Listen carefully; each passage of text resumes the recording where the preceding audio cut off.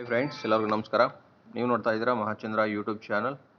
ಸ್ನೇಹಿತರೆ, ಈ ವಿಡಿಯೋನಲ್ಲಿ ನಾನು ನಿಮಗೆ ತಂದಿರ್ತಕ್ಕಂಥ ಮಾಹಿತಿ ಏನಪ್ಪ ಅಂತಂದರೆ, ಇದು ಸರ್ಕಾರಿ ನೌಕರರಿಗೆ ಸಂಬಂಧಪಟ್ಟಂತಹ ಮಾಹಿತಿಯಾಗಿದೆ. ಅಂದರೆ ಈಗ ಮಾನ್ಯ ಮುಖ್ಯಮಂತ್ರಿಗಳಾದ CM ಸಿದ್ದರಾಮಯ್ಯನವರು ಈಗ ಸರ್ಕಾರಿ ನೌಕರರನ್ನು NPSನಿಂದ OPS ಅಂದರೆ ಓಲ್ಡ್ ಪೆನ್ಷನ್ ಸ್ಕೀಮ್ಗೆ ಸೇರ್ಪಡೆಗೊಳಿಸೋದ್ರ ಬಗ್ಗೆ ಅನುಮೋದನೆಯನ್ನು ನೀಡಿರ್ತಕ್ಕಂಥದ್ರ ಬಗ್ಗೆ ಈಗ ಕರ್ನಾಟಕ ರಾಜ್ಯ ಸರ್ಕಾರಿ ನೌಕರರ ಸಂಘದ ಅಧ್ಯಕ್ಷರಾದಂತಹ CS ಷಡಾಕ್ಷರಿ ಅವರು ಈಗ ಅಧಿಕೃತವಾಗಿ ಒಂದು ಮಾಹಿತಿಯನ್ನು ನೀಡಿದ್ದಾರೆ ಸ್ನೇಹಿತರೆ.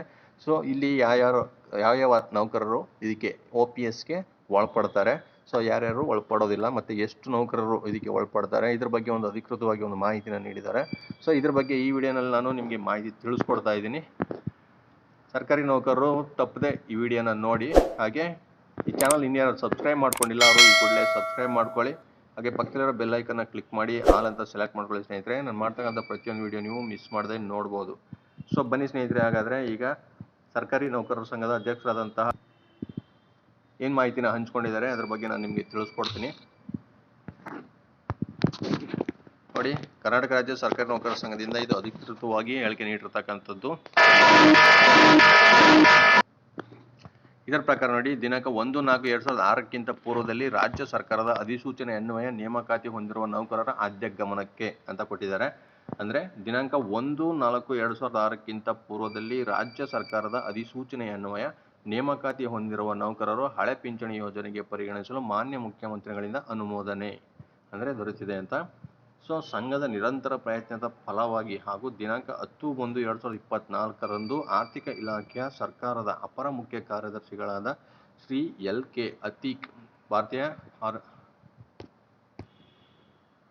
ಅವರನ್ನು ಭೇಟಿ ಮಾಡಿ 2006ರ ಪೂರ್ವದಲ್ಲಿ ನೇಮಕಾತಿ ಅಧಿಸೂಚನೆ ಒಳಪಟ್ಟ NPS ನೌಕರರನ್ನು OPS ವ್ಯಾಪ್ತಿಗೆ ಪರಿಗಣಿಸಲು ಕೋರಲಾಗಿ ಮಾನ್ಯರು ಸಕಾರಾತ್ಮಕವಾಗಿ ಸ್ಪಂದಿಸಿ ಮಾನ್ಯ ಮುಖ್ಯಮಂತ್ರಿಗಳ ಅನುಮೋದನೆ ಪಡೆದು ಶೀಘ್ರದಲ್ಲೇ ಆದೇಶ ಹೊರಡಿಸುವುದಾಗಿ ತಿಳಿಸಿದ್ದರು.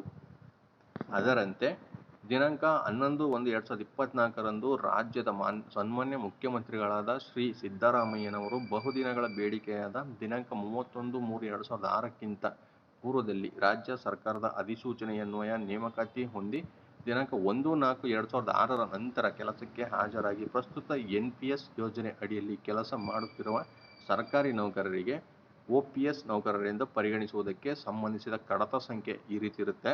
ಕಡತದಲ್ಲಿ ಅನುಮೋದನೆ ನೀಡಿರುತ್ತಾರೆ ಹಾಗೂ ಕಡತ ಆರ್ಥಿಕ ಇಲಾಖೆಯಲ್ಲಿದ್ದು ಶೀಘ್ರದಲ್ಲಿಯೇ ಆದೇಶ ಹೊರಬೀಳಲಿದೆ.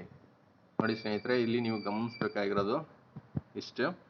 ನೋಡಿ, ದಿನಾಂಕ 31/3/2006ಕ್ಕಿಂತ ಪೂರ್ವದಲ್ಲಿ ರಾಜ್ಯ ಸರ್ಕಾರದ ಅಧಿಸೂಚನೆ ಅನ್ವಯ ನೇಮಕಾತಿ ಹೊಂದಿ ದಿನಾಂಕ ನೋಡಿ 1/4/2006ರ ನಂತರ ಕೆಲಸಕ್ಕೆ ಹಾಜರಾಗಿ ಪ್ರಸ್ತುತ NPS ಯೋಜನೆಯಲ್ಲಿರ್ತಕ್ಕಂಥ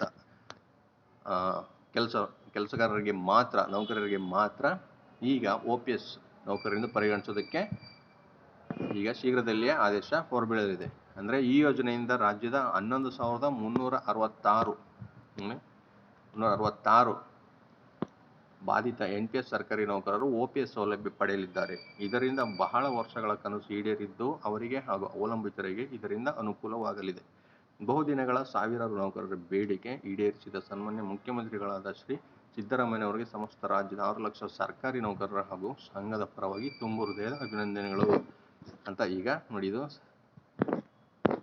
CS ಷಡಾಕ್ಷರಿ ಅವರು, ರಾಜ್ಯಾಧ್ಯಕ್ಷರು, ಸರ್ಕಾರಿ ನೌಕರರ ಸಂಘದ ರಾಜ್ಯಾಧ್ಯಕ್ಷರು ಈ ರೀತಿ ಮಾಹಿತಿಯನ್ನು ಹೊರಡಿಸಿರ್ತಕ್ಕಂಥದ್ದು. ಸೊ ನಿಮಗೆ ಈ ಮಾಹಿತಿ ಇಷ್ಟ ಆಗಿದ್ರೆ ಲೈಕ್ ಮಾಡಿ ಮತ್ತು ಶೇರ್ ಮಾಡಿ. ಮತ್ತೆ ಮುಂದಿನ ವಿಡಿಯೋಲಿ ನಾನು ನಿಮ್ಮನ್ನ ಭೇಟಿ ಮಾಡ್ತೇನೆ. ನಮಸ್ಕಾರ.